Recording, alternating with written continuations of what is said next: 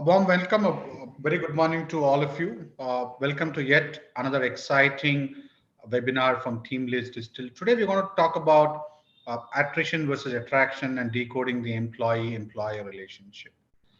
Before we actually start the topic, I would like to introduce two allied panelists that we have with us. We have Mr. Karthik Essen, Global Head of Talent Acquisition with Biocon Biologics. Karthik comes with about close to 2 decades of experience in the HR fraternity. He's been a thought leader with progressive, comprehensive international experience in areas of recruitment. He's got a great business document with regards to ROI-driven approach towards empowering recruitments with AI. A warm welcome to you, Karthik. Uh, Next, we have on the panel Mr. Anupam Srivastava, Head Global Talent Acquisition, Human Resources, RLTO. Anupam also comes with close to about 2 decades of experience. He has worked with organizations like GE, Intuit, Yahoo, eBay, so far and so on. And he's got vast experience in talent acquisition and he's been managing global teams and has been pioneer in strengthening the HR processes, especially on the recruitment uh, and other areas of the HR. A warm welcome to you, Anupam, as well. Before we actually start off the conversation, I would like to dwell a little about the industry as to how the industry is growing. Today, we see the IT employment is close to about 5 million people, contributing to about $227 billion. Dollars. At the same time, what we are expecting the 5 million jobs to go to 10 millions over next five financial years. But I think fundamentally, we are also seeing the attrition rate, which was pegged around 18, 19% about 2 years back, going to about 24, 25%. And we see that with the employment going to 10 million, we see that this attrition trend will move to about 27, 28% over a period of time. Uh, Also, with an element that the growth in the industry is going to be inevitable. uh, and also how do we handle the talent exodus, because we are seeing that the talent exodus is because of multiple reasons. Maybe the demand for tech skills has gone up by 30-35% compared to last year.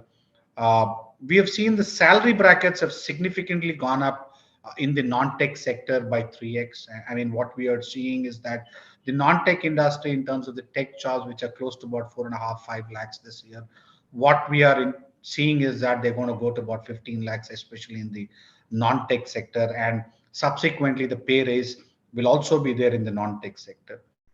And overall, the startup jobs, what we've seen is about 1.5 to 1.5 lakhs in FY 2019. We are seeing that they are doubling by about 20% year on year. And with this, I would like to open the debate because it's a very, very important discussion that we're having today with regards to the talent exodus or the attrition that is happening with the industry. My first question, uh, I mean, I would be more than happy if both of you take this question. But my first question to Karthik is that what are the reasons for these attritions, that are leading to these attritions? All right. Thanks, Siva. One is, I think we all have seen the pandemic, and a little bit of restlessness in the industry, and first time for most of us coming up with new policies, process to everything to contain, retain people. So during the pandemic, the industry did see a very minimal attrition, right? So ours was about 5%. We've never seen a 5% attrition. In any of our years, right? 10, 12 has been our best. What pandemic did to people also is that one, secure jobs, stay put, learn, try deal with personal as well as the professional life, with all the restrictions we had. And what this also did to people post the pandemic is that uh, they started, reevaluating their priorities, the quality of work, right? And whatever they do, they wanted to be very purposeful. Uh, Things like well-being, mental health and happiness were put as priority. So that's a huge shift, right? Across generations, right? This is not to a specific generation. Everybody went through, starting from a Gen X to a millennials. Everybody was wondering what. And that shift is, to me, it's huge. And when things got better, when we could kind of, roam around freely, uh, people's priorities changed totally. I have known people, who've kind of taken a break from work and trying something else. And I have friends who've done that. I'm sure at some point, we'll talk about gig and all of that, coming in. So it's a huge shift. Now, how do companies deal with it? It's we are also learning. All of us are learning, how do we contain all of these things. But to me, these are the top reasons, right? Overall thinking, it's just not monetary benefits and stuff, and I am not even getting into that. It's Anupam, beyond that. sorry to cut across, Karthik. I mean, while you've been very consistent with the view that pandemic has created opportunities for people, but Anupam, what is your view on this? Why do you think there is so much amount of brain drain that is happening? See, so first of all, thanks for all the participants joining in, and thanks, Shiva, for inviting me to this discussion. Very interesting topic. To answer your question, I believe it's a mix of a couple of things. During pandemic, like, it was something which is unexpected, and as a corporate, we are not very ready to how to take it. So many things evolved given this pandemic. First of all the remote working and how we are taking care of our employees. I think the first and foremost thing, this pandemic has created a kind of a fear in the whole talent pool, not to leaving the job. And that's where at some point of time, for a certain industry where the talent demand was high and the supply was low, I think that has created some sort of a lot of increase in the expectation in terms of salaries, compensation, benefits, etc. And that's where the trend has started there. And then eventually the lot of cultural change, because we were not very ready how to have this cultural change, how to adopt these changes and bring it, right? Like as Karthik mentioned about mental well-being and health, how to take care of those employees. So I think these are some of the core reasons, like for some of the cultural part of it, the collaboration, employee engagement. I think some of those parts, and also a lot of family, social, and salary part of it, compensation and benefits part of it. Those not the all the reasons, like I would say the very primary reason, but all those have combined together has given employees to come out of the current job and look for the new ones. And the second, I would say, Shiva, like the kind of demand, as you rightly mentioned, the demand of the going high and a lot of the startups coming in, right? So if you look at that way trend, so even the techies or IT industry or non-IT industry, whatever you say, like people are looking forward to gain more learning. They are coming out of this traditional way of doing the job versus getting exposure to much more, new age technology, how to get jobs done. And they are not getting those opportunities. Because as a big corporate, we are not able to accommodate all those requests of talent development, personal development, and those things, because we are dealing with a huge chunk of number, whereas startups, they get to see all those things together. I think there's a couple of reasons, and definitely they're getting a lot of investing in their companies, so they are a good paymasters. I don't know how long that strategy will go on, but still they're able to meet the people's need. I think that's how I could see a lot of attrition. Now, if I was to bundle both of your thoughts, between Karthik and Anupam, what you said, not just mental well-being, the demand versus supply gap, or uh, better opportunities, better compensation. But I would like to stay with Anupam on this question. Then I'll jump on to Karthik. Uh, do you think attrition is avoidable at all? Do you? Bringing it to 0% is a God's wish. I don't think it's possible, but it can be controlled. Right? So it can be controlled in various ways. It is for us as a talent leader, as a HR leader, to understand what we are doing, how we are adapting a change in the current market and the trend to control those practitioners. I'll give you an example, Shiva, on that. So when I joined here, so attrition was there. Then we have to control that. So a lot of things we have done to control that, how to retain people, right? I think to control attrition, the first and foremost thing is how open we are to retain the top talents at least. What messages we are going to them, giving to the employees, what message we are giving to the industry, right? So that becomes attraction and retention both all together. So yes, to answer the question in short, it can be controlled, but bringing it to zero is not possible because at any point of time, nobody wants, even employers in the industry, they want some attrition to happen so that this engine keeps going on.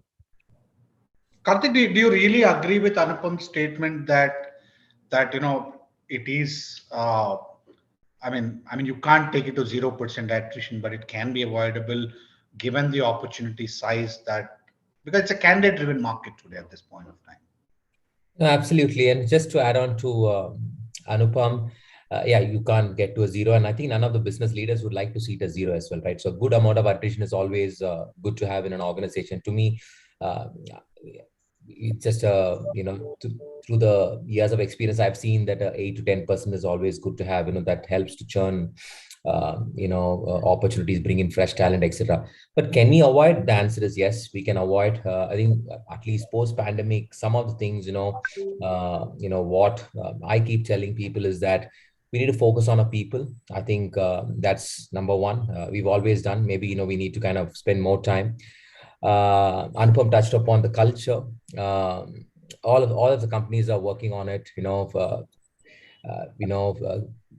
Create a better culture and engagement, across the employees.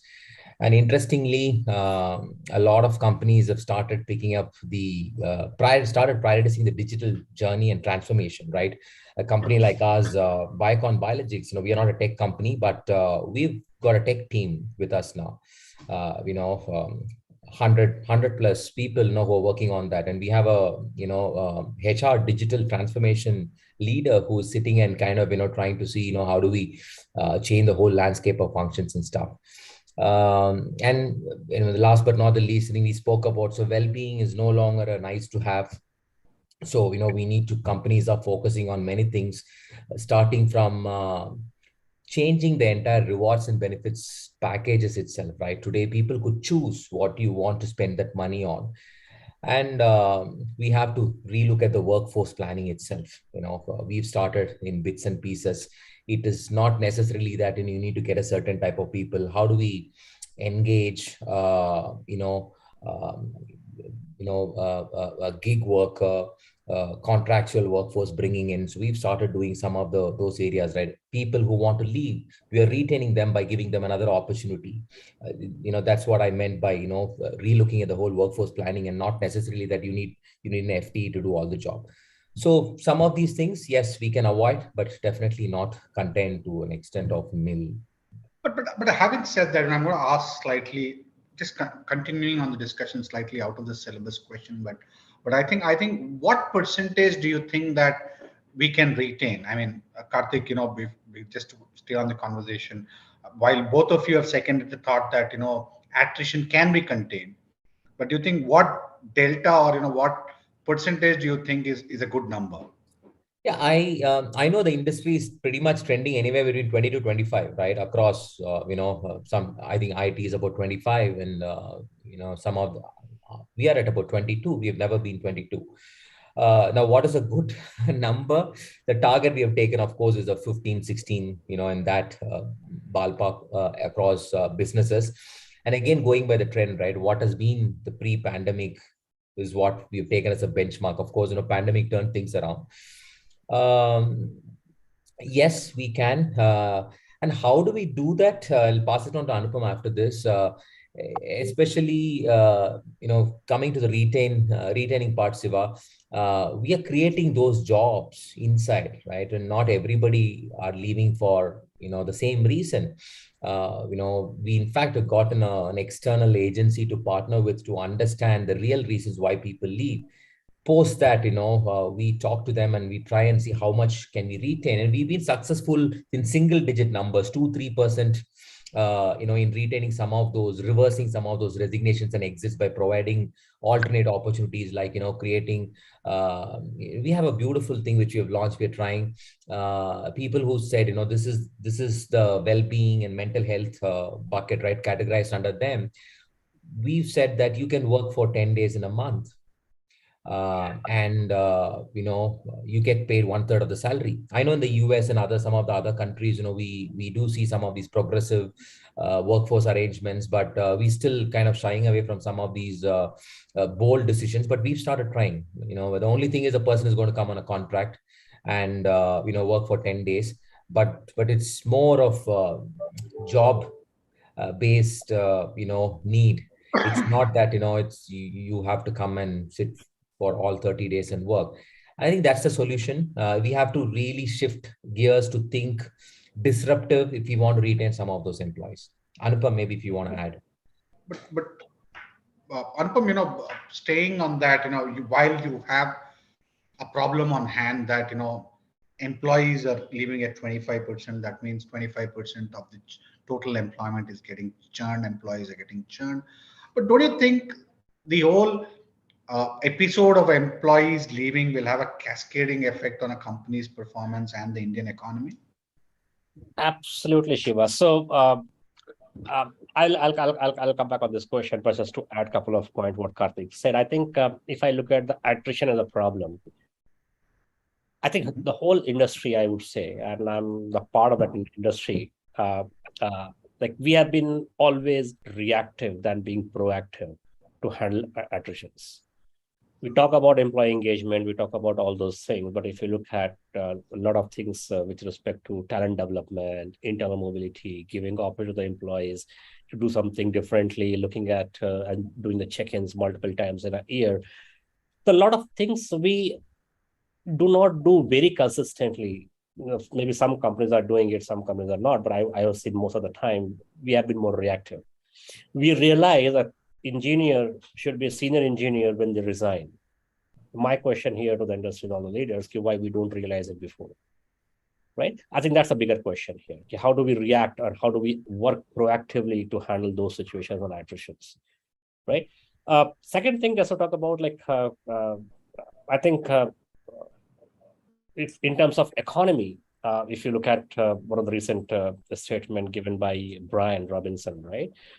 For Forbes, they said like highly engaged employees result in 21% of greater profitability, whereas the disengaged employees cost companies between 450 to 550 billion annually. That's a global figure. So definitely, like the disengaged employees are costing around $550 billion annually globally. So definitely it's impacting economy as well, because whatever the productivity we can expect, whatever the gain, the revenue we can expect, that's impacted to some extent and a great extent. And that's impact the economy, because economy is something which is driven by the revenue of each segment and sector of any country, right? So definitely that there's impact on the economy, that reason. But on the other way around, if you look at it from the growth of the business, because at the end of the day, this brain drain, until unless it's within the region, within the country, I think somewhere the impacts can be lowered. But at the moment, this brain attrition is not happening outside the country. It's a bigger impact on the economy, because we are not able to find that revenue. The company is losing that revenue and the brain at the same time. Karthik, your view on it? No, I agree. To Anupam. It is, I see it, it's time for all of us to, relook, think, and, change some of the, process policies around culture and stuff. And again, going back to, there is opportunity, of course, and, people leaving is definitely going to hit productivity, and there is a loss. And we all know that, right? We've seen status. You started with some of them.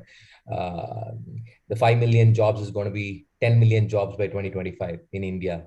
Right? So that's the potential we have, but we'll have to, be innovative and try and see then how do we, change the whole dynamics so that, we don't take a huge hit on the productivity. Now, staying back on that context, while there is going to be a significant amount of impact the way organizations are performing. It's going to impact on slightly on the economy or largely on the economy, Indian economy, if the attrition continues. But going back to the first question, where I have seconded both of your thought that there is a possibility of retaining talent. Now, if I was to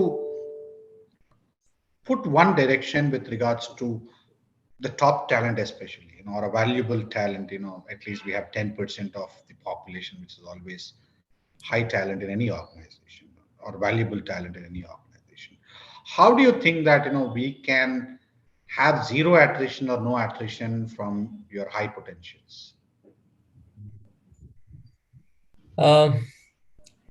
I think it's we need to create a again I revolve on the topic of culture. We need to create a people first culture and which can bring in huge payoffs for the companies at a later stage. Which also means that involving the top talent. It's just not that every company is rather doing a top talent program now, right? So we all know the top talent. We all have wonderful performance appraisal systems and stuff. Now, what are we doing with the top talent? Is the biggest question. Now, calling a top talent doesn't mean something. In fact, I've got mandates to hire top talent from other organizations, right? Some of my leaders tell me that get me the top talent from other organizations. How do we get the data of that, right? And I think it's possible with today's world, social media, we can figure it out. But how do you retain them? You need to involve them. I think most of the organization, I can speak for our organization. So our top talent is involved in some of the, huge projects. They are involved in the 5-year strategy plan, and rewards are associated with different forms of stocks and various milestones, tranches, etc. Now you can give money, but I don't think that is the only way you can retain talent. But people are more looking for how close do I get to the business, right? What is the impact I make?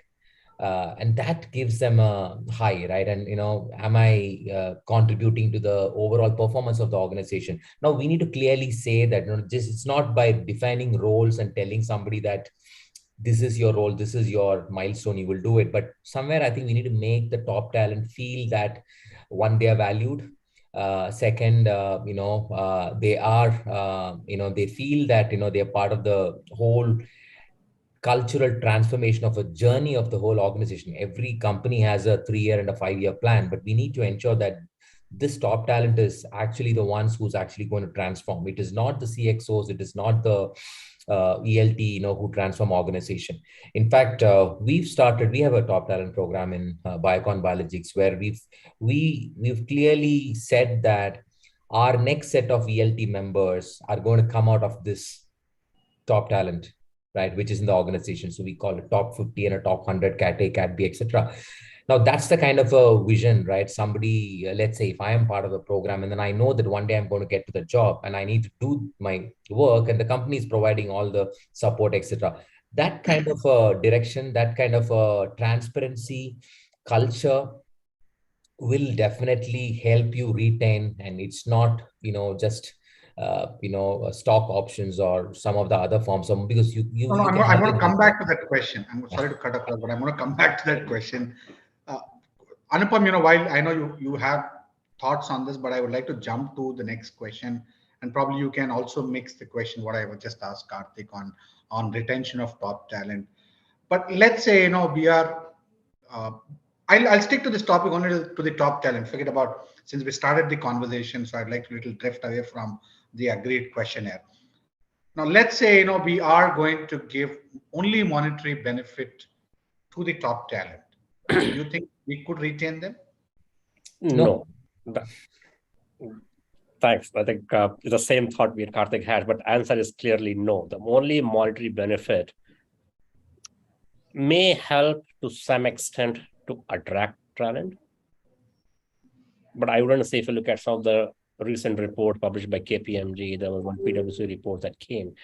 They have interviewed around 3,000 employees across the globe, and the top 3-4 factors for the retention and attraction, both point of view, compensation sitting at the fifth. I mean, it's come out in our survey as well. My compensation, I mean, it's not the only thing what employees exactly. Are so, but tell me one thing. I mean, I'll just couple your questions. But do you think that paying higher money will at least help people who are not the top talent retain the people who are from not the top talent segment? See, I would say my answer would remain same in that case too, Shiva, because the money, monetary thing, the have increasing the salary, everything. If the company is doing the right thing year on year during the focal and taking care of the employees that way, and meeting the inflation of any region for that reason, accordingly, I think that is fine. Until the company has been doing that, the company is not has to get into all every time that market adjustment every 6 months, every 1 year, mid of the year, then I think money is not the only thing that would help retain the talent there. But there are many other factors, right? If we talk about the many other factors, coming back to your previous question, Shiva, there. So like building a good work culture is a must for all the companies until is that retaining the top talent or maybe the mid-segment talent is very, very difficult. Developing that empathy towards the team's struggle and actively participate in the journey, I think that's really key for all the leaders to understand like how to get onto that, right? Challenging employees intellectually and keeping tasks for their personal growth is really crucial for the segment. Top talent, mid segment, doesn't matter, but those things are there. Growth mindset is not just about generating revenue, but growing together. I think that's the message should go when we talk about the retention of the teams, right? Mental well-being. If you look at some of the data like past 2020, pre-pandemic and post-pandemic, I think mental well-being that ask has been increased by 86% across industry. I think that's the really key, right? Internal mobility, cross-geo exposure, a lot of those things are that. I think all those things require a lot of proactive approach from the leadership side, including HR and the business leadership side, not been reactive. I think we fail and we see the more attrition when we start thinking at the point when employee puts it on the paper. I think that's a failure for us as a leader. But tell me one thing, I'm talking about something which is now the most hot topic across the industry. A lot of leaders have commented on that, right? And do you think that, freelancing, moonlighting, side hustles, gigs, I mean, the nomenclature is multiple, but do you think that's one of the reasons for high attrition? I would say it's a cultural shift. I have my mixed opinion on that. Okay, many people say moonlighting is bad. Definitely in terms of in the context of the current employer and the employment term, what has been signed with the employees, this could be illegal act. But I think it's a cultural shift. If you look at this freelancing approach, the consultant approach, initially if somebody is on contract as a consultant, it was not socially accepted. If I talk about 10, 15 years back. Now we are trending towards that. If you compare with the West of the world, right, that's the most popular thing because that's the way they find to make more money and they find a good way to create a good balance between work and the personal life. I think it's a cultural shift. That's where we are heading to. People have started doing that. It could be a need of money or less employee engagement. I don't want to comment on that. But many such cases people have found. But if you clearly see from an employee perspective, I think it's a cultural shift. It's a mindset shift. So like your view on this, Karthik? Yeah, so I'll start with one of my favorite examples, right? So the generation, what we are seeing today, I have friends, I have, I do mentor some of those, this lot of people, they want to be a coder in the morning for 4 hours, right? And then the same person wanted to be a chef for about 4 hours in the afternoon. And again, wanted to be a DJ for 4 hours in the evening, right? Now, how do you deal with this kind of, and it is not new, right? It is might be new because if you go back to our roots and it started with, having a government job is the best thing ever in the life, the Gen X and before, and people would only scout for government jobs and job security, assurity, and all of that was required. And then the 1998 boom of the IT, and then we said that I wanted to be an IT, I wanted to be an engineer, and I wanted to go on site for a few years, make money, and come back. But today's generation is very different, right? Now, how do we deal with them? How are companies going to flex policies, right? I had one of our employees, who was actually leaving and happened to be in HRs and got to speak. The person said that I want to go and this happened post pandemic. said that I'm an artist, but I don't get time to paint and stuff. And then, I want to cycle. I've been kind of keeping this away for a while in my to-do list, but I'm just going to go, paint and do cycling, for as much as I can. Now, when we spoke in detail, and then we said, okay, would you like to work for some time? Right now, out of in a month, out of 30 days, 10 days, do you want to work? And the person said, I don't mind. And that is how we kind of got into a contract with this person just to work for 10 days and pay 1/3 of the salary, right? The previous example I was telling. Now we are going to see more and more such crowd coming in, generation coming in. How will we deal if somebody is going to come and tell you, and he might be the best coder ever, okay, he or she is coming and saying that, hey, you know what, again, we spoke about Candice Morgan. I'm okay. I'm okay to come and code for 4 hours. Now we cannot say that I'm not going to give you a job. Now that we are still in the cusp, we are still figuring out, right? And from a policies, compliance, labor laws, industry specific, and I think there are too many complications around this. But still, there are, I'm sure that's where companies like Teamlease come in and then, do some of these disruptive thinking, and then, enable some of us in getting some of these gig workers. But the future is that, we might say no. And I was part of a panel last week, and some of the old school leaders, did mention that no, if somebody has to work, they have to come to office for 9 hours and they have to work. We don't have a choice. Our industry doesn't allow. You take it or leave it. But how long we are going to stick to such policies? So can I make the statement that between Anupam and Karthik that gig moonlighting side hustles is going to pick in the industry? It will. Again, like I said, see, you can't code for me, and then evening you can't code for somebody else without telling me. Right now, we've read recent. I'm not saying that moonlighting is, I'm supporting that and stuff, right? No, it is not. But we'll have to figure a way out. Obviously, when I said, you need to have, and we always had a conflict of interest, and then NDAs being signed by different people, to be doing, a director in another company and still working and stuff. But we have to figure it out. But this will be future. We'll have to figure it out. But at the same time, we need to figure out, what that is. What is the, somebody can't work and then go and sell, or the same work elsewhere and then get paid twice or thrice, and that is not allowed, right? That's where we need to look through this with a lens, and then take a call. What is allowed, what is not allowed? And there are companies who do allow. I know that, I don't want to name some of the companies. They're okay, if somebody is working. It all started with your Swiggy and and some of the many other players in today's world, right? So student is going and working in the evening, which is nothing wrong in it, but we have to draw a line and figure out, what is allowed, what is not allowed. Anupam, while I know that attrition will continue from 25%, and a lot of organizations are really trying to reduce attrition by significant amount of delta. Just now Karthik has said they want to reduce by 200 basis points. But I think how do we go back and make this attrition into attraction? So if I talk about from the relative perspective, fortunately, we are still in single digit of attrition, which is the good news for LTO, which is not the case from the market side of it. So I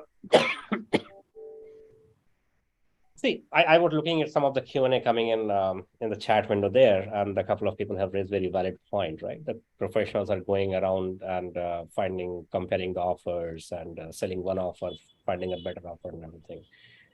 So how do we compare? How do we convert this attrition into attraction? If again, when the industry leaders start reacting to this problem, rather start dealing with it proactively, they start working on that and making a lot of effort to make sure this employee engagement, cultural shift, is their employee talent development is taken care, the personal growth is taken care, and the employees feels value. So all those things are there, how we can make it attractive for all existing employees, and that's how retention has been controlled.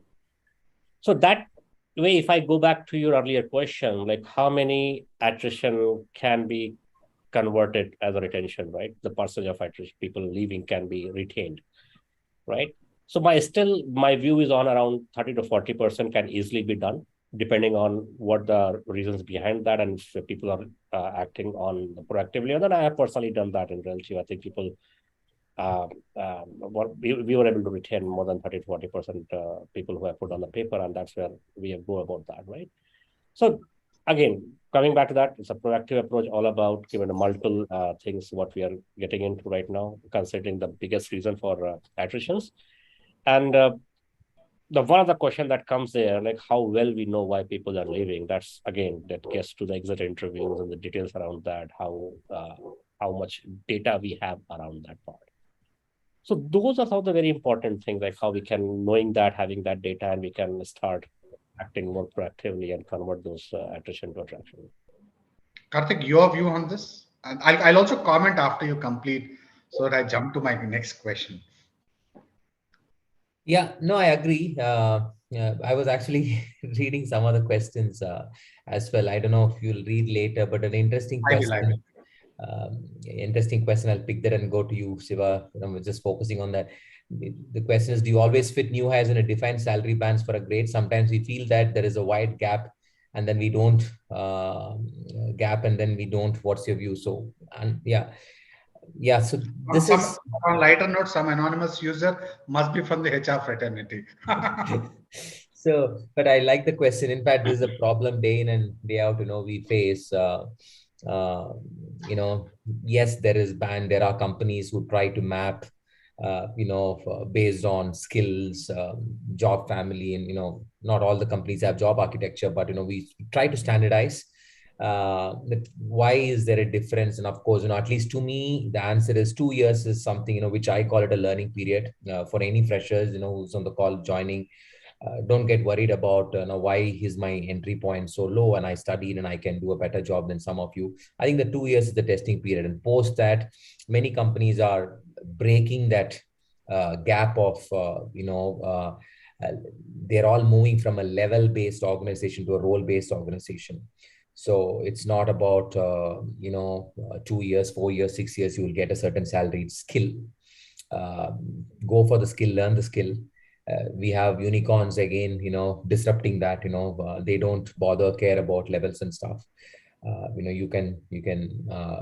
you know the job, if you know how to do the job, hackathons and all coming in. So just go there and then you will do it. But the initial 2 periods is a little bit bitter and not so great when it comes to monetary, but we'll survive that through. So, but tell me one thing. Tell me one thing. In uh, respect of time, that we need to answer a lot of questions as well. Uh, I would like to stay on this topic. I want even Anupam to comment on that because both are you are senior folks from the HR fraternity. I mean, we've been seeing attrition, drain for a decade now, a little more than a decade. Uh, but having said that, do you think it's okay for people to come and go? it is I not mean, okay. It is not okay. I'll tell you why it's not okay. I was sitting with business to solve, manning and deployment problem, right? And I'm sure it is the same in all the industry in IT as well, where there could be a bench, but still deployment is a key problem. What ideally, right? Let's say if anybody who joins, the person is technically productive only after 6 months. Okay, it could be one, getting into the culture, solving things around. I call it a dissonance period, right? So nobody's happy for the first 6 months in a job. We only human brain kind of functions. We just find out what is not good here, right? And then that 6 months, you learn, unlearn, you get in adjusted to the company and stuff, and then is when you are actually productive. You get aligned to the organizational goals. You're actually giving back. Now the early attrition, right? So many companies it's different. So for me, 0 to 1 year or 0 to 2 years, the early attrition is about 20-21%, which is not good. This is across industry. Now you hire somebody in 2 years, 21-25% of the people they leave you. Then look at the amount, the cost, the opportunity, the hiring cost, the training cost, etc. You again have to bring somebody, right? Again, it takes 6 months to get somebody. You literally lose a year in getting. And that is what, Shiva, you also started saying that, there is a leakage, and then it affects productivity and all of that, and all comes from here. So it is not okay to lose, but where it is okay is when we do analysis, attrition analysis, and I'm sure I do it for my organization to see who's going to leave in the next 2 3 years so that I can plan the pipeline. When you do that, you will always come at a distinguished population of people. uh, they are there 4 years, 5 years, 6 years, doing the same job, and now not developed a new skill, but every year on year, 8%, 10% salary cost is also going up for that population of people. Now you need to identify, one, of course, you need to upskill them and then make them do a better job. If not, if attrition happens in that population, it's okay, because you're again bringing a talent slightly at a lower price point, and then again it's all to do with fresh thinking and all of that. So that population, it is fine, but overall it is not okay. Anupam, your view on this? So I agree with Karthik here. See, the employee coming and go, it's not okay. If somebody says okay, then it means the employee values and the approach is completely casual, and it's not okay at all. So it's a continuously thinking process, Shiva, here, right? How the retention can happen, why people are leaving. And there has to be continuous improvement plan, like how we can be more proactive and thinking through it, the reasons behind it, why people are leaving so frequently. And so coming people attraction, because if people are leaving, there are various platforms where they leave their views to why they are leaving, what is good, what is bad about a company, right? And if you look at from attraction point of view, these people are smart. Today's candidates are really smart. They gather all the information before joining a company, and they're open enough. Like I get questions around that. Okay, fine. Why this reviews came? Why that reviews came? Not in the current company, in the previous company, earlier companies. So these platforms are very well viewed. And the problem in current generation and previous generation too, I would say, we only post reviews when we are unhappy. When we are happy, we do not bother because we are totally immersed in our happiness, and we don't go and post reviews there. And that's why you can see the pile up of all the reviews there. So employee coming and going is not okay, in my views. I think there should be a way to look at the top talent in the mid segment, like how we can retain people going forward. Definitely on the basis of performance. Yes, fortunately, unfortunately, those kind of churn is happening every year across industry. I think that will continue. And yeah, that's my Yeah, I fully agree with both of you, but with an element that we know we can't control all the exits, while while the more brain drain happens for business and for HR in terms of data analysis of why people are leaving. But do you really think that the exit interview gives you the exact information that you need as to why people are leaving? In my view, I would say with my interaction, because in my current role, I'm responsible for attraction and management both. So I see both the part. I have to hire people also, I have to engage and retain people as well. So I'm playing HR and TA, both the roles. So in my view, it all depends the kind of relationship is being built with the employees and how much comfort we are providing in terms of giving them a feedback, what is going well, what is not going well. We keep doing those pulse engagement surveys, asking questions with different ways and coming out with some data. I think some of those kind of practice needs to be involved while doing exit interviews as well, where people they can give feedbacks, they can talk about it openly. We need to create that forum. We have to give that comfort zone to employees to talk openly about that, right?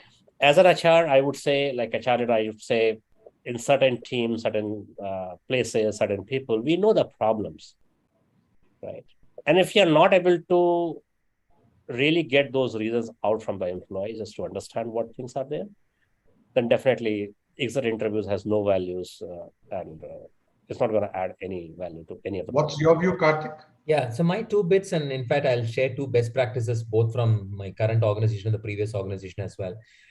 One, no, to answer your question, not all the time you get the real reasons, because they always wanted to keep the relationship with the employer, right, when they're leaving or whatever reason. So, you don't get maybe 50-60% of the time you might still be, and again, depends on who's doing the exit interviews and how are we doing it, how much of human connect is there and all of that.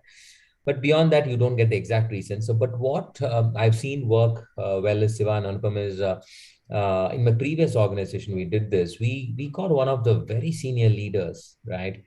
And she volunteered to do this. She spoke to the top talent who left. She actually spoke to 150 odd people, a 5-10 minutes conversation, calling, and then, just imagine your previous company's a senior leader calls you and says, "Hey, Siva or Anupam, why did you guys leave the job?" And after 3 to 4 months, then you might still open up and tell the real reason, right? And you're still in the dissonance period in the new organization. Maybe you're happy, not happy. We did this. We got totally a different view of the reasons highlighted in the exit interview and during this, right? Most of the time, about 60-70%, we got a different answer why somebody had left. And then in the current organization, we did the same thing, but not with a leader, but we asked a third party vendor to do it for us. Not immediately, right? After 3 months, if you really want to work on it and if you want to know the reason, then you have to really think some different approaches. 3-4 months, we spoke to all the people, and then we found out, and the vendor had a set of questions. They found out, they came up with a different report, or somebody must have said a personal reason. But when you deep dive, the reason could be that, no, my family is in Bombay, I wanted to be closer to the family. Now, personal reason could be many things, right? Now I know the actual reason is location, right? Now I need to solution around that. So some of those things work, but you don't get all the time, the real reasons. But again, it is depending on who's doing it, how well are we doing it. It differs from companies. On an average, that's my point of view. But see, look, tell me one thing. I mean, we've been talking about attrition. Most of the time, we construct or constitute, attrition more towards the lower segment of the employees or the mid segment of the employees. But what about the attrition at the senior management? I would not say at the CXO, but at the senior management, that happens. May not be the top talent, but at the senior management, do you think it's really impacts the organizations, and or is it catching up with the lower segment? Or if the attrition is happening, how different the approach would be to retain them? Yeah. So, see, the percentage is definitely less at the top segment. If I have to say a senior segment, right? Senior management, it is not as alarming as, the bottom. But the problem is the percentage could be low, but most of the time they are your critical resources, right? And they are the ones, who lead the rest of the organization, hold higher responsibilities, accountabilities, P&L, all of that. Now that'll really hurt. It's not a number game, but even if it is a 1 or 2 key people leaving in the organization, it could have a cascading effect. We all have done it, seen it. People follow people. Leader goes, the team goes, and especially in our industry, we hire from 10-15 organizations. That really hurts if somebody leaves. And now, if you can't retain that person, and even a reversal is very difficult at that stage, right? Somebody at that senior level wants to leave, and they pretty much, it's going on in their head for a while, and then they're leaving within strong, reasons they might have. But that will have a cascading effect that worries, most of the time. And immediately the thing is, okay, this person is leaving now. What happens to the team? What happens to this? The cost is very high. Thanks, Karthik. Anupam, your view. While I know you've been very lucky with 1-digit attrition, right? Unlike the industry, but so I can relate that you have zero attritions at the senior management. But do you think how do you think it's going to affect the organization, and how would you open up the conversation? Yeah, so at the senior management level, anybody leaving, though the percentage could be lower, right? But the impact is very high, because it's not just about a person, like a team member leaving, but it impacts the whole team, which could be a productive, good, high performance teams, everything. There's a lot of impact that can cascade down to them, and that may cause some of the business continuity problem, the whole team productivity problem, the revenues impact. So a lot of those impacts are there, right? So, and definitely what I have seen from my experience, senior people leaving is not a very quick decision. versus what a team member, like at the mid-level people, they get a call, hey, I'm interested, let's look for a job, I'll get 20% hike, 30% hike, 70% hike, and move on.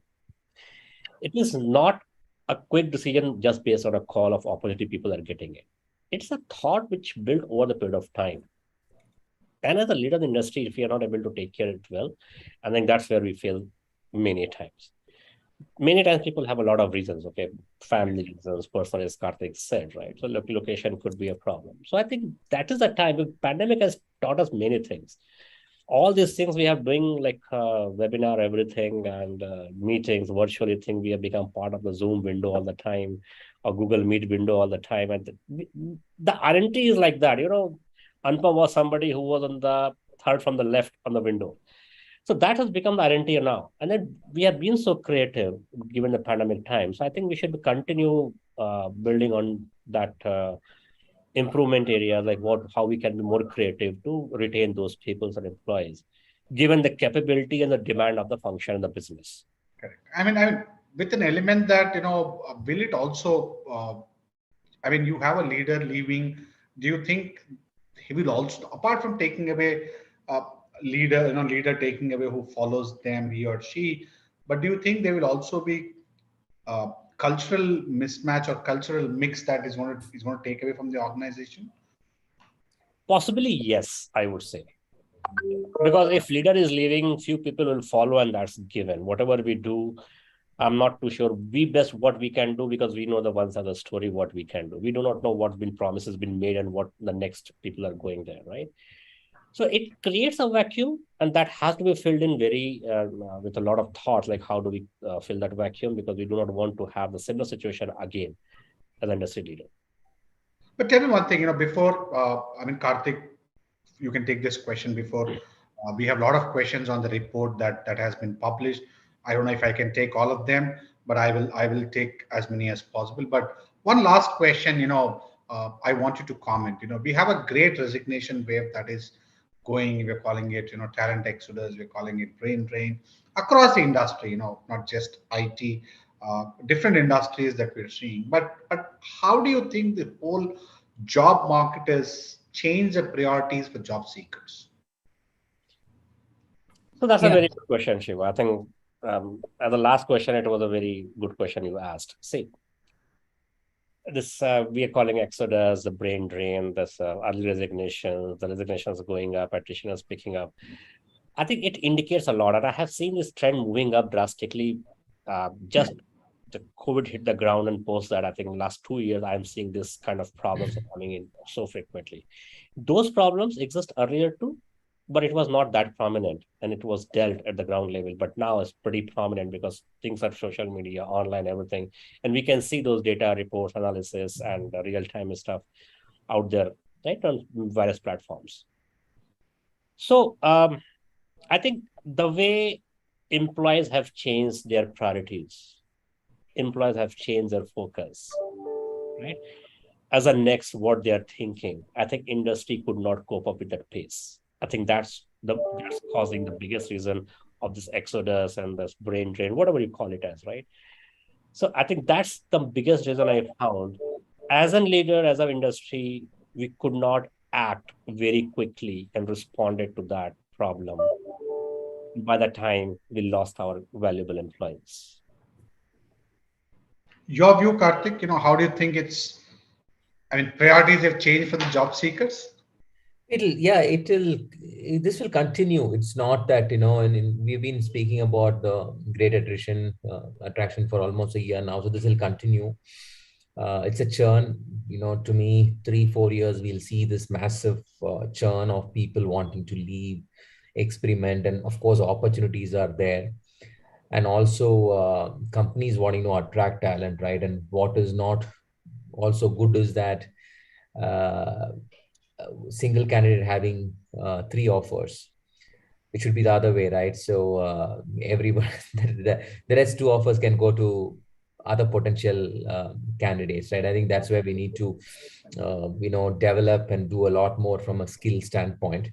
it is unfortunately, people doing, I saw some other questions as well. So people do tend to have like, I'm going to come back to the questions because I can't do injustice yeah. to the participants. So it will continue for some time, Siva, and we'll have to live through that. We'll have to be really, really think some disruptive, measures to contain and retain and attract people.